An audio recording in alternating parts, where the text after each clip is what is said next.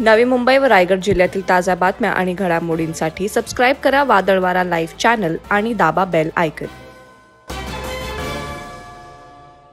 BARC मध्ये काम करणाऱ्या एका अधिकाऱ्याच्या पत्नीची 1,92,00,000ची फसवणूक झाली आहे। कामाच्या ठिकाणी मोबाईल वापरायला अनुमती नसल्याने या अधिकाऱ्याचा मोबाईल घरीच होता। यावेळी पत्नी पतीचा मोबाईल चाळत असताना नजरेस पडलेल्या लिंकला भुलून त्यांनी ही रक्कम गमावली आहे। पतीच्या पश्चात पतीचा मोबाईल चाळणं एका महिलेला चांगलंच महागात पडलंय। पनवेल परिसरात राहणाऱ्या महिलेचे पती BARC मध्ये अधिकारी आहेत। कामाच्या ठिकाणी मोबाईल आणण्यास मनाई असल्याने पतीचा मोबाईल घरीच असतो। 2 महिन्यांपूर्वी पत्नी पतीचा मोबाईल हाताळत असताना रितू व्होरा नावाच्या महिलेचा मेसेज पत्नीच्या नजरेस पडला। यामुळे त्यांनी मेसेज वाचला असता त्यामध्ये ट्रेडिंगद्वारे होणाऱ्या नफ्याची माहिती दिली होती।